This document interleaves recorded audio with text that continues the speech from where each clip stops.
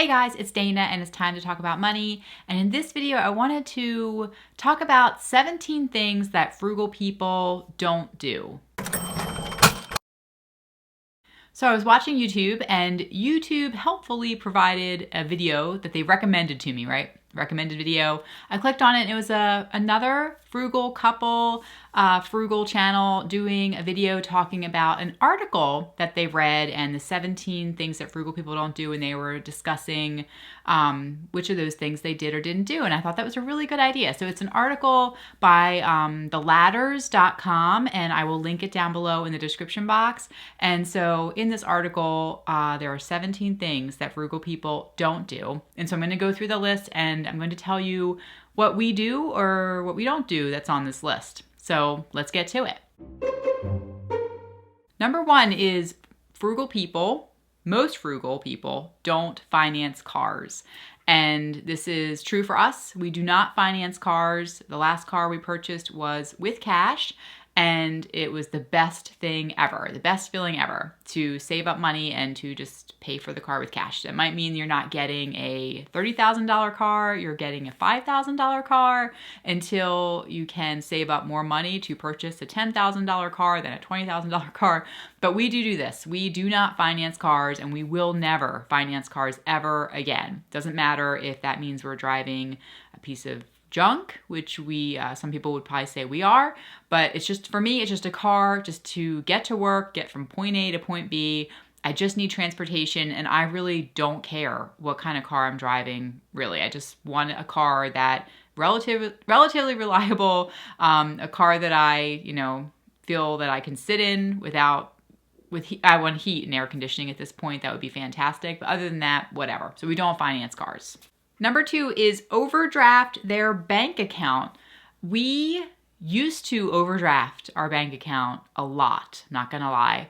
And that was before, though, the before days when we were deep in debt and things were horrible and we lived paycheck to paycheck. However, now we are much more frugal, out of debt, and we do not ever overdraft our account. I am meticulous. And one of the reasons why I found that I would overdraft more when I didn't pay attention. I just didn't look at our account, and we weren't budgeting, and that's when mistakes happen. You might have money, but if you're not careful, if you don't pay attention to it and look at it every day, then that happens. But no, we do not overdraft our bank account ever. They refuse to compromise their dietary health to save money. I have been eating a fully plant-based diet for 3 years now. Woohoo!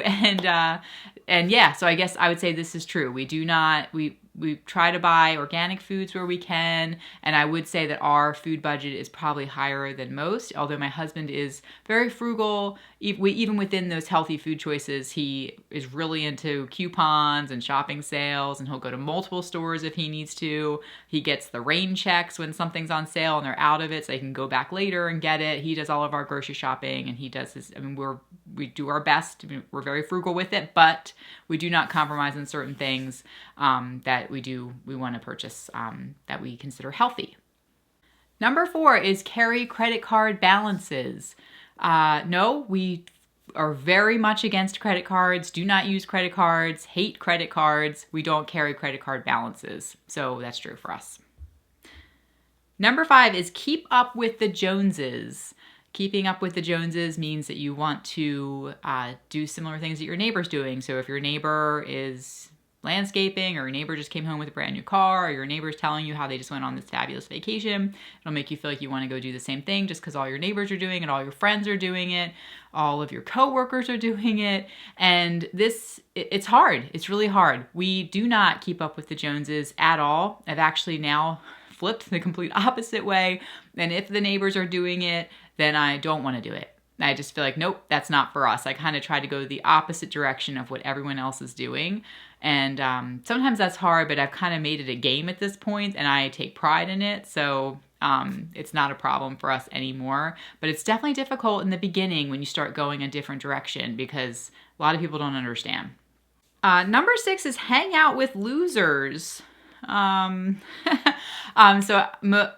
there's so many quotes out there. Obviously, you probably heard the sayings from somebody, maybe your mother told you that you become who you hang out with. So if you hang out with people who are deep in debt, who are broke, who are spending money they don't have, most likely you're going to end up living that same lifestyle because you hang out with those people. So I always tell the kids, be very careful. So you make sure you realize you are selecting your friends. You're choosing your friends. So you want to choose people that have, good morals, good character, because then you're going to end up acting just like them, whoever it is you spend time with. So no, I would say I don't like the losers. Okay, right? We're all losers to some extent, I guess. I've been a total loser at certain points in my life. We all have opportunity to overcome that and change and hopefully learn and grow and not be a loser later on in life. But we don't really spend time with a lot of people outside of church and work and family. Obviously, family members can be troubling sometimes too if they're not on the same, but we just mostly, yes, we try to hang out with people who have a good character base, and I would say that to be true about us. Number 7 is take fancy vacations. We have not taken a fancy vacation in 11 years. I think the last time we went on was it 11 years? We went to Disney World 11 years ago on credit card debt, which was a mistake. So no, we do not take a lot of fancy vacations. Actually, I traveled a lot throughout college years, and I don't really feel the need to travel. Like a lot of people really feel like they need to take vacations, and I really don't feel like I need to take fancy vacations or see the world. A lot of people are really into that, and I'm just not. I don't feel that I don't get too much out of it. Anyway, so no, we don't take fancy vacations. We go camping or we drive 2 hours to the shore. Which I guess some people would consider that fancy. We don't get on planes. Actually, none of our kids have ever been on an airplane. They haven't been on a plane yet. Number 8 is forget to price compare. We never forget to price compare. I'm kind of crazy with it. Search all different websites if we're going to order something. And my husband does a lot of comparison, like with ads and stuff, different stores. We definitely really price compare. I kind of over-research things and really get into it, but I'm very analytical, so I guess that's why I enjoy it. Number 9 is automatically opt for employer health insurance, employer-offered health insurance. So this is saying that frugal people research all options. And I would say we don't do this, actually. I did automatically opt into our employer health insurance because it's really good. I work for a healthcare company, but also I did compare my his employer offerings compared to mine. So I did compare the two places, and we chose mine. It was the better choice. But outside of that, no, I did not. I didn't. I probably should have looked elsewhere, but I just went with what my company was offering. Fail to contribute to 401k or other retirement options. So one of the main ways millionaires build wealth is usually through boring things such as their 401k. And so I strongly believe in retirement options. If you are trying to get out of debt though, I also agree with Dave Ramsey, and we follow his baby steps, and he says to pause your retirement while you're trying to get out of debt so you can throw as much money as possible towards your debt. And he says to not contribute during those years. Some people go against that, and they do still contribute even though they're trying to get out of debt. So we followed Dave's plan and paused our retirement while trying to get out of debt. But outside of that, yes, fully believe in contributing to 401k and other retirement options. Number 11 is frugal people never stop learning.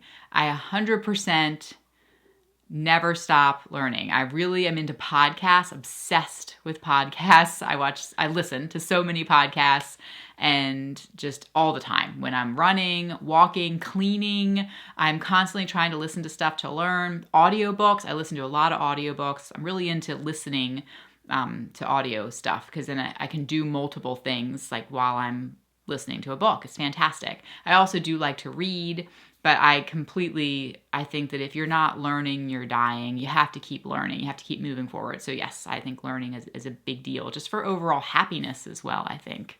Mental clarity too, as you age, it's important. Number 12 is they don't even consider the idea of not having sufficient life insurance in place. So yes, we have life insurance. As soon as you start having children or you have someone who relies on your income, I think it is so important. We have life insurance through our employer, and then both my husband and I have policies outside of work, because if we get laid off or my husband or I get really sick and we can't work anymore, we still want to be able to have life insurance policies in place until we get to the point that we can self-insure. So if you have millions of dollars net worth, then you probably don't necessarily need a life insurance policy. So it's also based off where you are. But I really believe in life insurance, term life insurance policies. Yes, get one today if you don't have a term life insurance policy in place and you have children or you're married or you have someone who relies on you financially. 13, waste food. Frugal people are known to eat leftovers until they're sick and tired of them.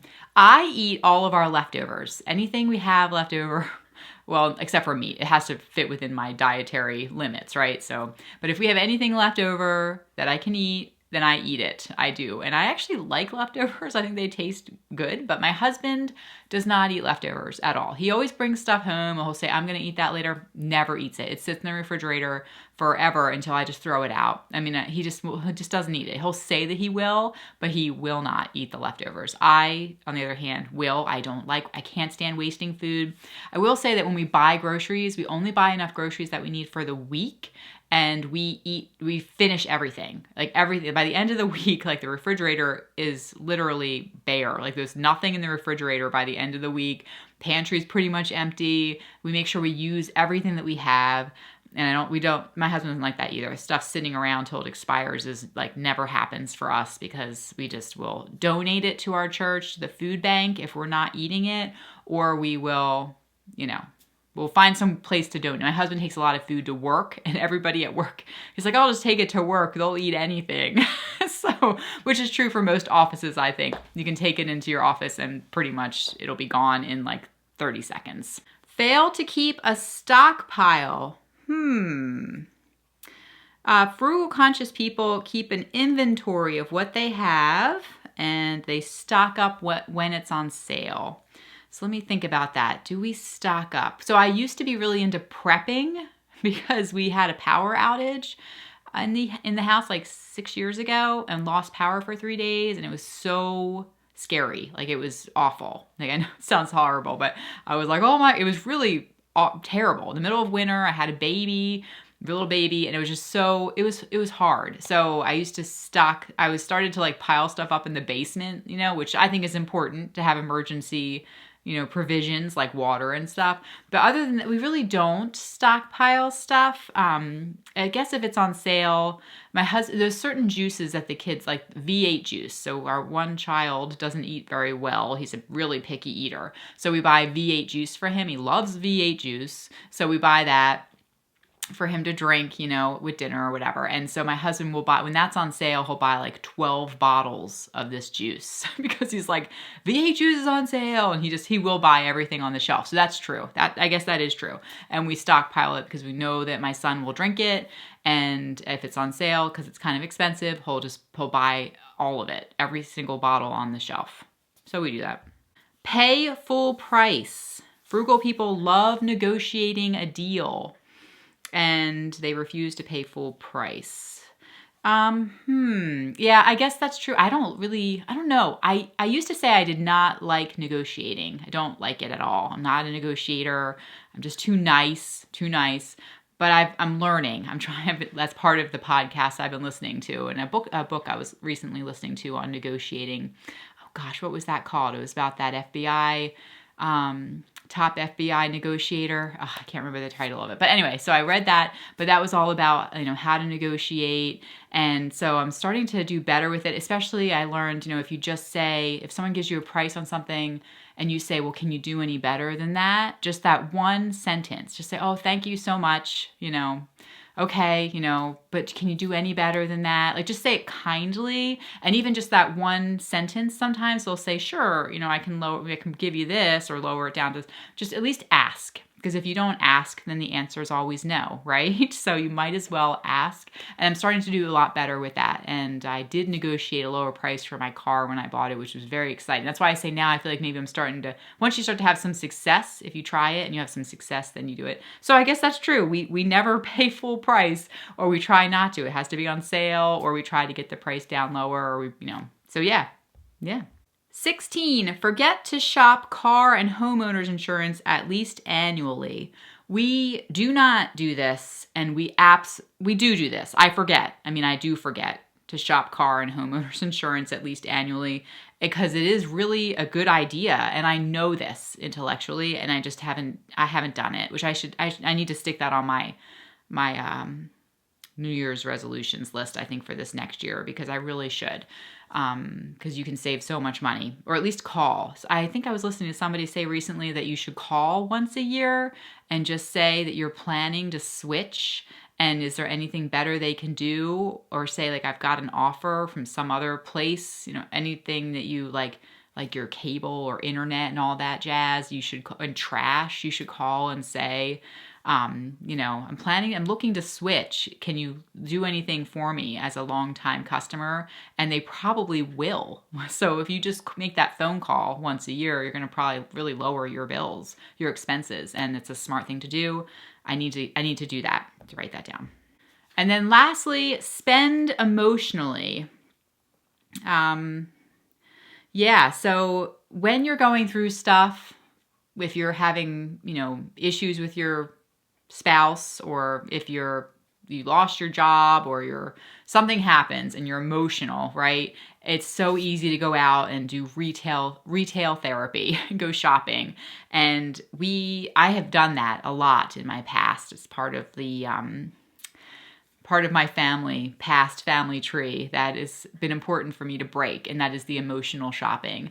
And so we don't shop ever anymore, really, and I can say that I really don't do this anymore. So no, we don't spend emotionally, and but you have to be aware of it, like in your brain. You have to be aware that that's a thing, even that you were doing it, or that you are susceptible to shopping emotionally, and then you can stop. But if you're not even aware that you're doing it, then that's when it's a problem, right? Because a lot of people they're not even aware that that's what they do when they're upset. Kind of like when you're eating emotionally, it's like, it's hard. It's an addiction. It's hard to stop, but we don't. And especially if I am upset, we don't go to stores anymore. There's so much online shopping. Who really even walks into stores? But even online shopping, if you have Amazon Prime, it's very easy to click and order, right? So I try not to be on my phone if I'm upset, or, but I don't think I would be tempted to do that anyway. So, but if you do get tempted, try to be aware and put away your phone if you're prone to shopping when you're feeling upset. So that is the 17 things. 17 things frugal people usually don't do, and I do a few of those, as we've discovered. So if you want to do this too, I think it's really fun, or just it's a list of things, but it's kind of if you're a YouTuber, or you want to go through the list yourself and just answer it, it's kind of interesting.